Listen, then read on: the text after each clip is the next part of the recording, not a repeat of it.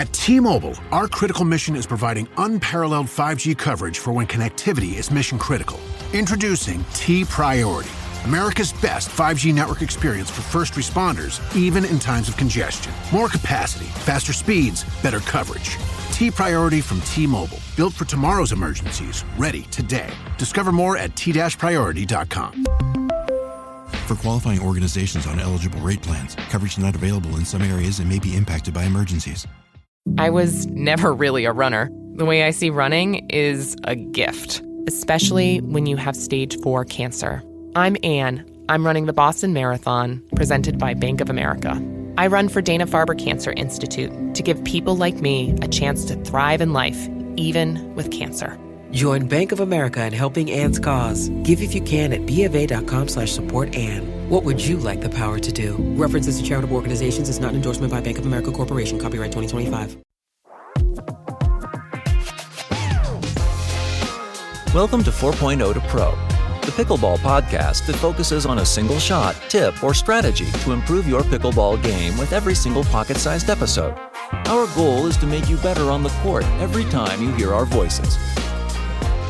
Ladies and gentlemen, welcome to another episode of 4.0 to Pro, your pocket-sized pickleball podcast, where we teach you a single shot or strategy every single episode. I'm Michael O'Neill here in sunny Long Beach, California, joined by my good bud, Mircea Marariu, there in Boca Raton, Florida. What is up, dude?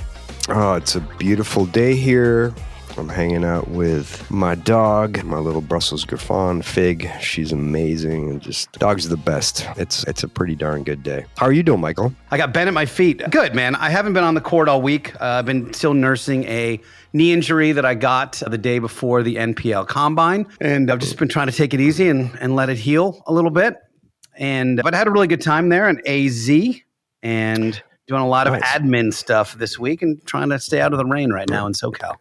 For those that may not be familiar with it, the National Pickleball League, the NPL, is the 50-plus version of Major League Pickleball, which is the team league. It's a team-based concept, which is really a lot of fun to participate in. This year, it will be 7 men and 7 women per team. There will be 12 teams spread out all over the country. And the Combine is basically a tryout for prospective players that want to participate in the league, want to get picked. We have a draft, and it should be a lot of fun. It's a great event to participate in. Really enjoyed being out there and seeing the players, meeting new players. Amazing how much the skill level has picked up. He's being very humble, you guys. His team won last year. He was the GM of the Boca Raton Picklers. Please rebrand the name of that team. And that is in the works. But yeah, you guys were great. And one of my highlights, I had 2 big highlights of the weekend. The one was getting a chance to jump on court with some tier 1 players. You jumped off to go do some GM stuff. So I jumped on the court with your guys that you were playing with. And to be fair, it was day 2. I'd had a couple margaritas and my knee was dead. And I came in off the bench against these guys that were like the best players I'd ever been on the court with. It was very funny, you guys. But really fun and eye-opening, which was just like, oh, I didn't know you could hit that diabolical of a shot from that angle. There was a lot of that. And I did think, I go to Los Cab, which is a very popular club with a lot of the 19-plus 5-0 players and a bunch of touring pros and things like that. And I will tell you that the guys that were on the court with me, I think they would have annihilated every single person I've ever seen at that club. Like, they were awesome. And it was really cool, not only to play with them, but to get an idea of what the real margins are at that level, which are not much. And it's, if you miss that a little bit, it's coming back 300 miles an hour. And that is, wow. So that was cool. That was really a big highlight for me. Yeah. And one of the things at a very high level, the goal of what you and I talk about is a lot of strategy and shot making, but the way you get to those shots can be so individualized. So what we want to do is make everyone a better version of themselves. And that's what I try to do when I coach. I'm not trying to make everyone into another version of me or another version of JW or Ben Johns or whatever. You really need to maximize your own skills to get to where you want to go. But some basic principles will apply to everyone. Love that. Do you want to hear my second highlight of the weekend? I would love to. We were discussing somebody. I can't remember exactly who we were discussing, but you mentioned it was very side-handed compliment, which you said something along the lines of, they have a really good all-around game, as do you. And that I realized was the first time since we've known each other that you've complimented my pickleball game in any way, shape, or form. And I said, all right, okay, I'll take that. I'll take it for what it is. I'm going to go out on a limb and say that is hyperbole for the oblique comment that I may have made, but you're a solid all-around player and make balls, and that's a huge part of the winning strategy. The players that won the combine were all-around players. There were a bunch of players there that had very spectacular shots on one wing or the other, or may have had a big serve, big drive, but the players that won had overall games and made more balls than the majority of other players, and that is a really winning strategy. I think my game is just as apt to be a 4-5 as it is a 5-5 at any given moment on the court. I think I have a high ceiling and still a bit of a low floor, but I have some fun out there. All right, let's raise everyone's floors. How about that? I love that. Let's talk volleys. We haven't addressed volleys in quite some time, and clearly a critical and staple part of the pickleball game. By the way, if you'd like to volley a lot, you can do so with a brand new Carbon True Foam paddle at carbonpickleball.com, crbnpickleball.com/402p at checkout. Gets you 10% off that particular order. And please go do so. And also, today is the last possible day that you can register for our Calabasas, California camp. If you'd like to come and join us for a few days, you just have to go to 402p.com/camp, CAMP, and that will give you all the information you need. Mircea, we need to volley the ball sometimes. I'm going to go super meta here and look at the 20,000-foot view of volleys. And as we were thinking about this show, I'm in my kitchen making my protein shake, and I'm thinking, what are the different volleys I see a lot that really stick out? And the first one is the tennis volley. And these are volleys that typically people came over from playing tennis. And it's this close to the body, horizontal paddle slice thing. Can you address that particular volley as we go down this list of the different sort of types of volleys? The tennis volley is often a volley that has a longer backswing and longer follow through. And it's often not the punch or block volley that we often want in pickleball. In pickleball, the closer you are to the net or the kitchen / non-volley zone, the less backswing and the less follow through you want in general. So a lot of times tennis players tend to move a little bit more through the volleys. And that's another thing. When we have a small court and a hard paddle and a hard ball, the more we swing and the more we're moving with our momentum, the more it's going to push the ball out and lose the control that we need to have. When I see somebody on court and that's the one volley they possess, you can go, okay, they just came from tennis.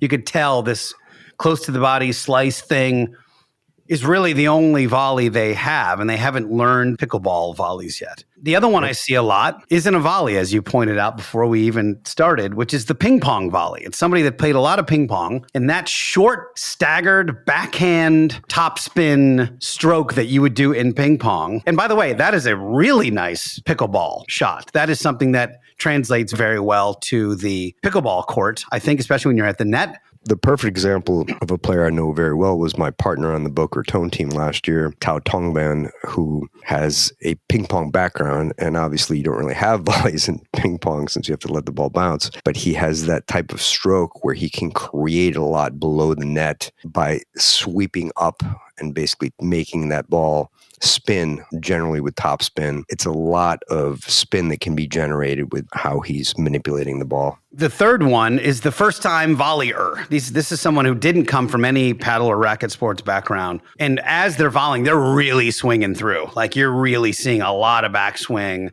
They got happy feet. They're moving around a lot, and they're just whacking through the ball. That is, okay, we've got to stabilize them a little bit and slow them down. Slow your roll a little bit. And then, of course, the Mircea, which I've just learned about this weekend. And it's really hard to describe this, guys, audio only. But imagine a little baby slice volley where you're almost trying to spread peanut butter with the underside of your paddle. The whole stroke is only 10 inches long, maybe. It's a really super compact thing that you do, but it's lovely for your backhand dinks and for your resets, especially when you're not quite out of the transition zone. You're close to the non-volley zone, but maybe 2 or 3 feet back. You do this lovely reset with this very gentle, really open face stroke. And I'm going to call it the Mircea now, I think. Thank you. And JW hits the same kind of shot. It's basically this slice reset. And it's typically when we're coming up in the transition zone and we're a little bit closer, the top half, if you will, the half closer to the non-volley zone line, and someone hits a ball relatively aggressively low, that if we counter, we're going to get down to the point because we have to hit from low to high. I like to take some pace off of that, and the slice allows me to drop it in the kitchen, ideally at someone's feet, or at least making it bounce with a little bit of slice to have that bite where it jumps a little bit, and it's not a fluffy, plain, dead dinks type of ball where it's just a fluffy ball that someone can tee off on. Yeah, it's really good when you think about how we've described defending a low ball. It's almost like digging a volleyball out. But in that respect, your paddle is just flat. It's just acting as a platform for the ball to bounce off of. And the fact that you're doing this slight motion where you're sweeping under it a little bit is taking that pace off and allowing it to be less attackable by the time it gets down. It's very cool. I'm absolutely going to add that to the arsenal this year. So we're talking about taking balls out of the air. Very rarely. There's no real reason to volley at the baseline because it's going out, right? Absolutely. The first rule of volleying is know where you are on the court. We're going to volley in the transition zone, ideally not a few feet from the baseline. And that's why the ready position from basically back in the court when you're in the, what I call the first half of the transition zone, where you're really closer to the baseline. If you're a few feet in, I mean, the typical scenario is when someone has returned to your partner, you feel your partner has a pretty good beat on the drive or drop, and you move a few feet into the transition zone anticipating that they're going to hit a good drive or drop, and you split step, and so you're right there and within a few feet of the baseline, and your paddle ideally should be down in the ready position, because if your ready position is up by your waist and someone hits you a ball, you are more likely to volley that ball, and that ball is going to go out all the time. And all you have to do to test this is go stand a few feet in and have someone hit you a ball at your waist and see if any of those land, and it will be 0. I want to clarify that, though. That was like a really nice little litmus test that you actually mentioned a couple episodes ago. As you're moving through the transition zone, certainly at the beginning, if your paddle is up by your waist, like they tell you this is the ready position in tennis or whatever, you're much more likely to hit a ball when you're ready like that versus you're coming in with a paddle low. And if it's above that, you're going to let that go, right? That is your litmus test of out balls to in balls. The higher you have your ready position, the more likely you are to fight high, if we will. And we don't want to fight high at the kitchen by raising our paddle up, because a lot of those balls will be going out when someone is hitting the ball hard. Not to bury the lead here, but we're obviously talking about volleys, which means you're taking the ball out of the air. It's not bouncing. And there's a whole bunch of different types of volleys. I think probably the most common that we want to use in pickleball is the topspin volley. And being able to impart topspin on the ball, much like you would with a drive, which we like to do in that sort of 5 to 11. We're coming around the outside of the ball, 5 to 11 on the forehand, 7 to 1 on the backhand, if you're looking at the clock. That is the most common because, again, short court, we're trying to keep the thing in the court. If we can give the ball some topspin, it's going to dip, be lower at our opponent's knees and feet, and then also stay in the court. I would definitely say it's the most ideal in terms of the pressure that you can put on the opponent, and you can get the ball to have somewhat of an arc and dip down. I actually think the block or punch volley is probably most common, because that is when you start to get in the firefights. And the more you swing, the more you try to put topspin on those types of balls, the harder it's going to be because the ball is coming at you very quickly. So the ones that you want to put topspin on are the balls that are softer or going slower, because you can control those a little bit better. If you have a ball, for example, at your chest or shoulder level that's a controllable ball, those are ones you really want to hit with topspin, because that puts a lot of pressure, because basically the ball will kick and put the pressure on your opponents to get you a pop-up.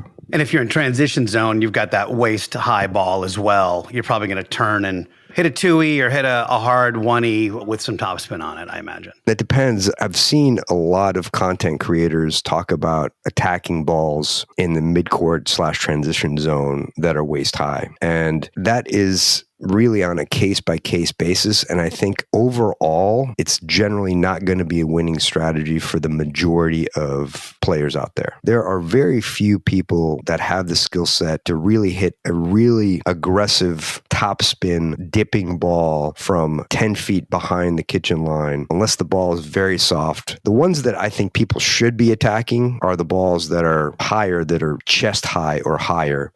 I think in my mind, as I portrayed that, I was thinking more of the bake of a shake and bake, where the ball has popped up and then you just take it out of the air and you've got a hard swinging volley that you can just unload on. That was more of what I was thinking about versus a waist high ball from the mid transition zone, which you have to make a decision about. Yeah, I wanted to clarify that because I knew what you were talking about, but I've seen quite a few content creators go out there and advocate this new style of attacking every ball that you can. It's all Dane has been talking about for a month. Dane's been carrying that flag at all of his videos on Facebook. Yeah, and he's a smart guy. And a lot of it came from, for example, Kwang Dong, who has been driving a lot of those balls and taking those in the air. And he's been somewhat successful and he's getting better. But you also have to understand the skill set.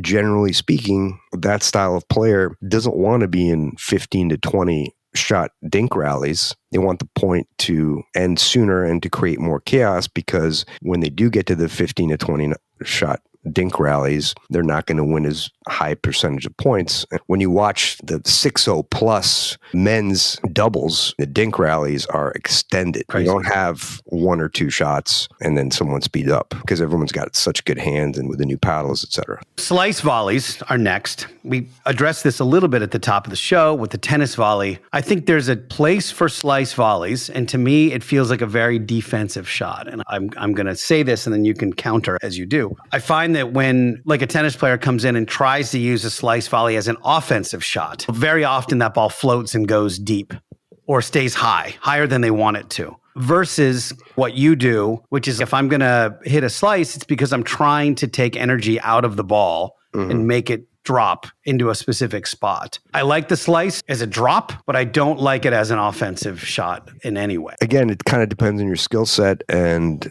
the height of the ball. For my skill set, I often hit a slice backhand, and what I try to do is hit through it, especially if I'm countering, and I'm able to keep the ball down with my slice. And the typical context for me would be if I'm returning, coming up to the kitchen, or I'm switching in the context of unstacking. So I'm coming up to the kitchen, I split step, someone drives very hard at me to my backhand, and I like to slice that to keep it low, and I have to drive through it. So it's not a slice like pop-up, like what you're talking about. You still have to finish the slice. And you can also do this when you're returning. When people say, oh, you shouldn't slice your returns. If you get a good penetrating return by hitting through it as opposed to just slicing it and it pops up, but if you get a good penetrating slice, that ball really takes off once it hits the other side of the court. That's the type of slice that I prefer. Yeah, it's great, especially on a return, but typically the ball has bounced for that one. That return of serve slice, I've steered around some people that have a sinister slice return because there's so much junk on it by the time it lands that I'm like, I'm only serving to that dude's forehand. I'm not giving him that backhand anymore because it's too nasty. But in general, do you find that for most people that aren't named Mircea Murariu, that limiting slice volleys on a pickleball court is a fair practice? Yeah, especially if you're not getting what you want out of your slice. And it might be a technique-related thing. It might be just your ability, or you're hitting it on the wrong shots. One of the general themes that we've talked about in pickleball, like, if it ain't working, do something different. And if it is working for you, you can keep doing the same thing.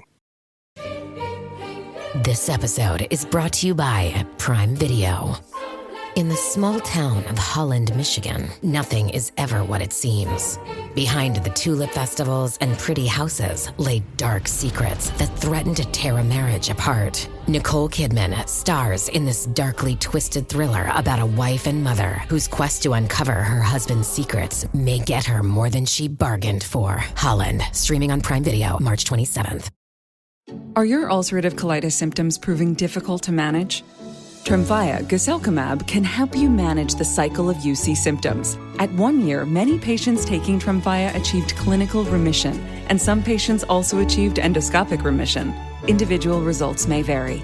Tremfya is a prescription medicine used to treat adults with moderately to severely active ulcerative colitis. Serious allergic reactions and increased risk of infections may occur. Before treatment, your doctor should check you for infections and TB. Tell your doctor if you have an infection, flu-like symptoms, or if you need a vaccine. Ask your doctor if Tremfya can help you manage the cycle of UC symptoms. Call 1-800-526-7736 to learn more or visit tremfyaradio.com. So a roll volley, very typical. This comes up when you are at the non-volley zone, you're at the kitchen, your opponents are back and they're trying to drop their way in. And your goal is to try to get the ball back to their feet. And if they hit a pretty decent drop that's like knee height or even lower, you can roll that volley, which means you're starting with your paddle really low, very often with the tip of the paddle facing a little bit towards the ground. And this show can't be a roll volley technique show because that's an episode. But in that respect, you're typically locking your wrist. Your arm is a unit where you're not doing a lot of elbow and a lot of wrist. You're doing a lot of shoulder and a lot of quad. And you're basically sweeping almost like what do they call that when you're doing a kettlebell and you sweep the kettlebell all the way up to your, I forget the name of it, but swing, but you're basically swinging you're swinging it. You end up with your hand raising high, like you're trying to raise your hand to the teacher. And the ball, should you strike it correctly, which is to brush on the back of the ball, usually has a good amount of topspin on it. And it will dip towards your opponent and dip at their feet. This is one of the more technical shots in pickleball that everybody should get in their arsenal. And it's not a flick and it's not a punch, but it is a roll. And that roll is something that can happen net height all the way down to when you're a pro, it's ankle height. And it's a staple part of pickleball. I think the most important takeaway is that when someone hits a really good drop or a dipping drive and the ball is below the net, your target needs to be your opponent's feet because they're coming up. So if you can dip it down, if they're both back and you can get a good roll, then definitely do. But if they're coming up and you hit the ball hard, you have to hit it from low to high and that ball can pop up. And so it might be a dink volley, but the most important thing is to get it at their feet or to make it bounce. Because if you're trying to hit it hard from below the net, it has to go high. Yeah, it's, at some point you almost have to surrender because they've hit such a good drop that there's not anything you can do with it. Exactly. Talk about the block or the punch volley, which is, if it's not topspin, is the most popular and common volley in pickleball. Yeah, I think it probably is because it often occurs in the context of when you're having the dink exchange and then someone speeds it up. When someone speeds it up, that really needs to be block or punch. So you want to keep the ball in front of you and make sure you're blocking or punching so you can use their pace to get the ball back to them quickly. So you're countering, or ideally even better, you counter down. You're able to get the ball down, and then their next counter, they have to go from low to high, and often that's the one that goes out. Think of it like a jab, like a boxer's jab, like it's a short punch or just even a block. Like sometimes someone is hitting the ball at you so hard that you don't need to generate any pace whatsoever. You just block it and it's going to go where you want it to go depending on your paddle angle. The block or punch is probably, I think, the most important part of your volley arsenal in pickleball. I think that latter half, I always think about Colin Johns, where sometimes he gets these balls ripped at him and it looks like he's doing nothing. He's just standing there with his paddle and it hits his paddle and just delicately drops back into the kitchen. Exactly. He's using the opponent's ball velocity to block the ball. So he positions his paddle, and he often is, especially in the transition zone with his knees bent, but he is a perfect example of someone that blocks and resets so well. And that's not necessarily a lost art, but it's becoming less. But I think it's an important part of pickleball if you can master it. Yeah, everybody just tries to keep going with offense. And you and I discussed this a couple of weeks ago. It's always the second counter that goes out. I speed up at you, you respond, right? Yep. Comes back to me, I get it back to you, and then your next ball goes out. It's like the fourth shot. And that's because the momentum and the velocity of the ball just keeps increasing. Yep. And nobody resets it and slows it down like that. Assuming someone is hitting it from low to high. Obviously, if it's from high to low, that's something different. Of course, we want to attack when we have the appropriate ball. But one of the great, most important skills of setting up the attack is basically taking that ball and dinking it with a volley. So you hit a volley dink. And one of my favorite volley dinks is basically to take a ball and dink it in the first half or first third of the kitchen. So it just goes up a little bit over the net and drops just over. And a lot of times it looks as if it's a quote dead dink or a fluffy dink that someone can speed up, but they have to go from low to high because it's so close to the net. I often bait people to attack like that because I know that it has to go from low to high. So I try to defend by try to counter at my waist or abdomen. I know that if they hit it higher than that hard, it's going to go out, especially if they're taking a big swing. But the beauty of the dink volley is it can set up the dink lob, or it can set up the punch and flick volleys. So you've dinked 2 or 3 times via volley, and the next time, instead of dinking, you just push through it. So there's no backswing. You just increase your follow through, and that pushes that dink into an aggressive shot. That's the first step to attacking balls that might be, say, waist high or might be knee or thigh high. And you'll see it in the pros. And I think you can attest to this from playing with the guys that you talked about at the NPL that are some of the top players, that if you hit a ball that they can volley at their knees or thighs, you very well might eat that ball, correct? For sure.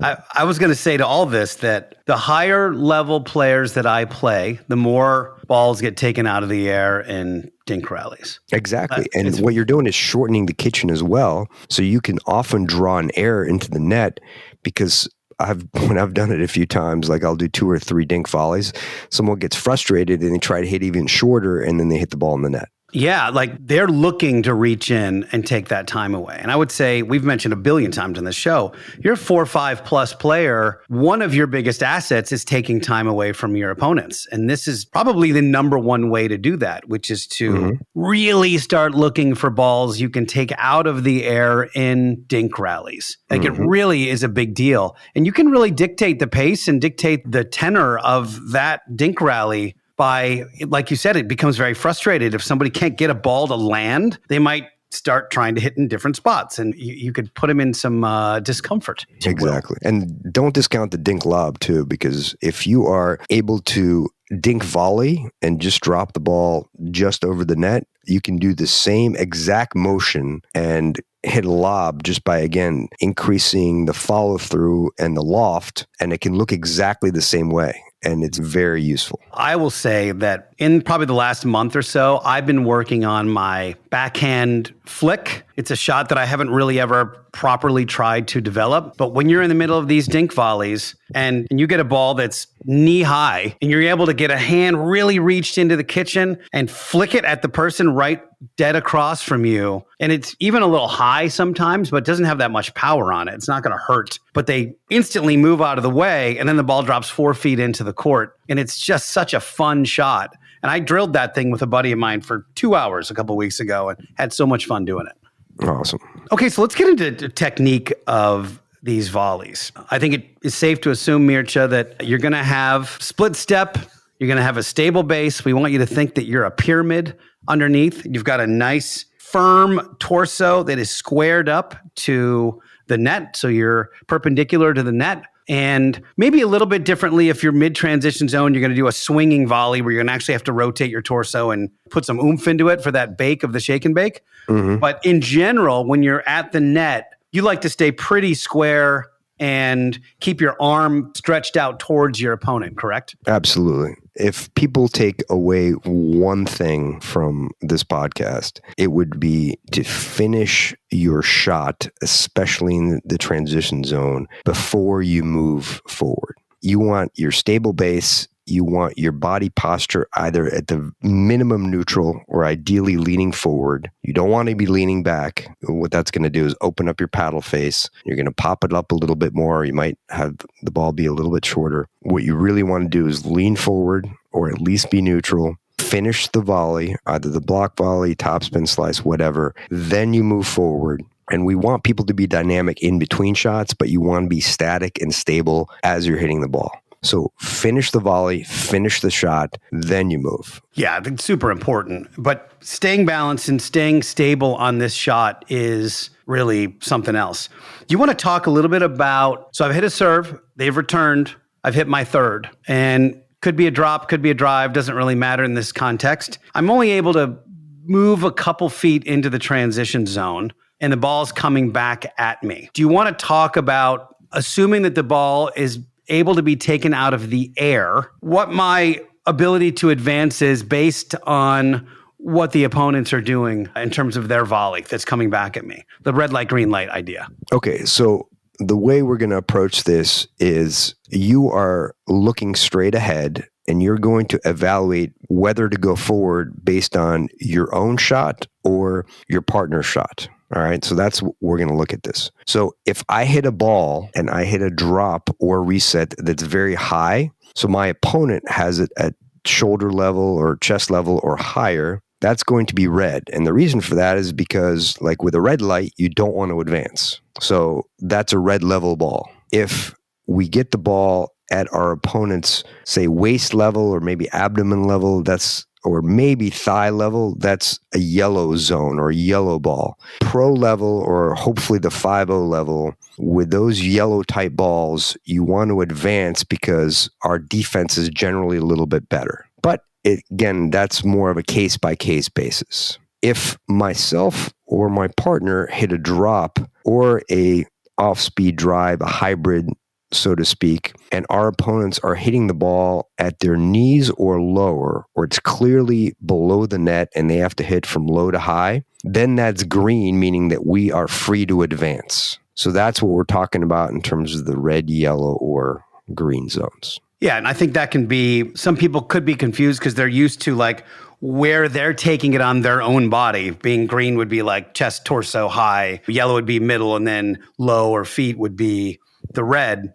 But instead of it being on them, this is you viewing your opponent and how you should advance based on where they're hitting the ball. That's all. Because if you think about the traffic light analogy, it's the signal in front of you, correct? Yes. So the red, yellow, or green isn't in your car.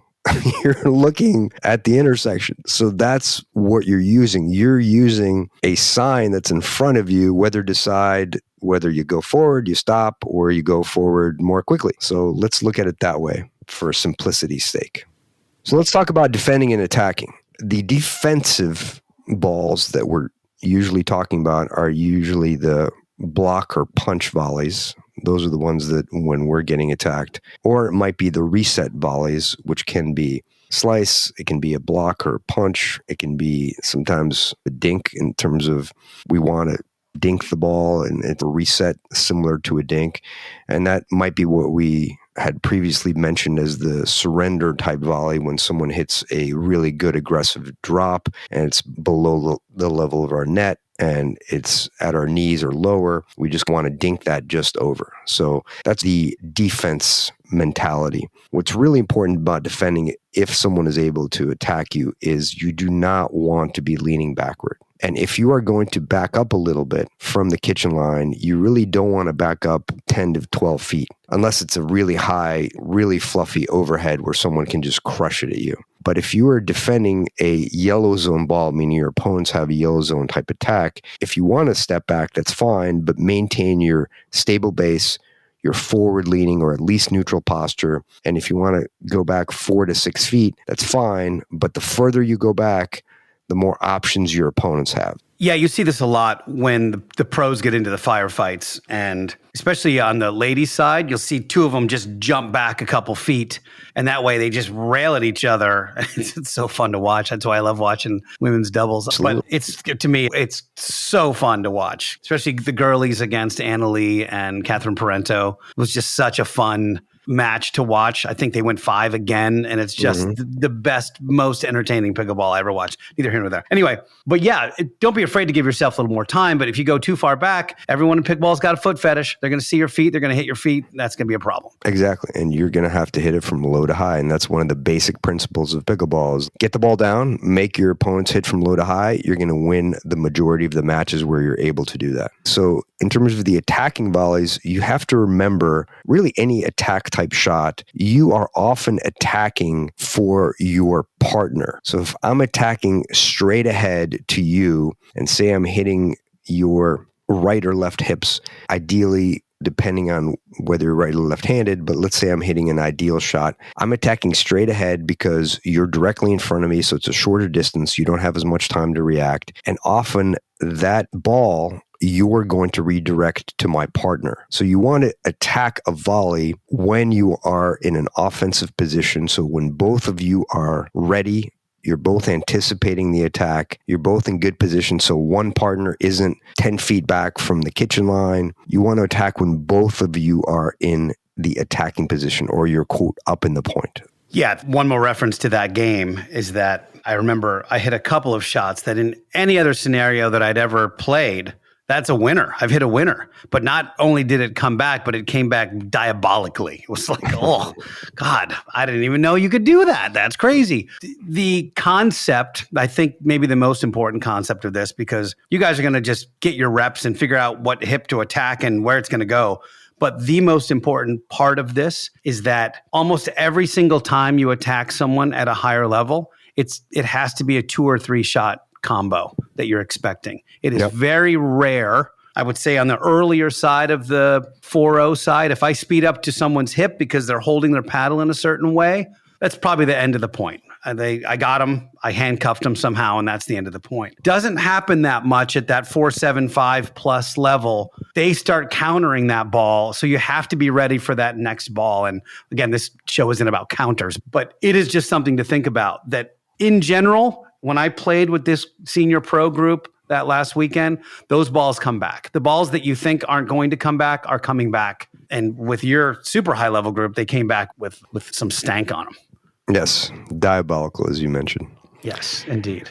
Yeah, and the more you expect it back, the more you will figure out the patterns of the attack. I talk about data points. So if you attack and someone counters viciously right back at you, you have to be ready for that. And if you attack and you get crushed with a counter, it might be you attack the wrong ball or you hit the wrong spot. So just use it as a data point.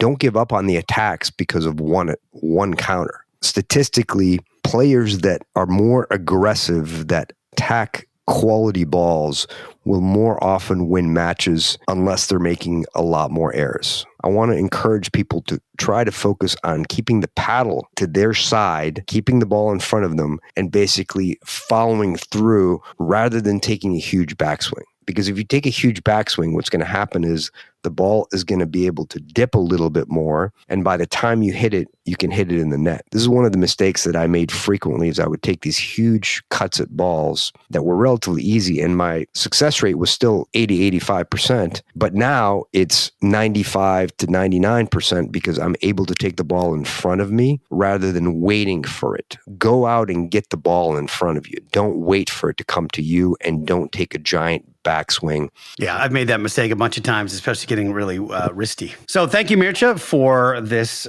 lovely volley tutorial. So guys, it's one of the most important staples in pickleball, the volley. Hopefully you garnered a few things from this show. Go out there, play a little pickle this weekend. Mircea, thank you as always. Folks, if you'd like to support the show, you can go to 402p.com/support, which takes you to our Patreon. And we have a live stream we're going to have to do this week or early next week, where our Patreon people will get a chance to do live Q&A with us on the Zoom. So stay tuned if you are a Patreon person, and we will make sure that happens. Until then, you guys, please go enjoy yourselves. Enjoy some pickleball. You guys rock. We'll see you later. Thank you for listening to 4.0 to Pro. For more tips, find us on Instagram at 4.0 to Pro. If you have a pickleball question, submit it at picklehelp.com. Now, get out there and dominate. But don't forget to have fun.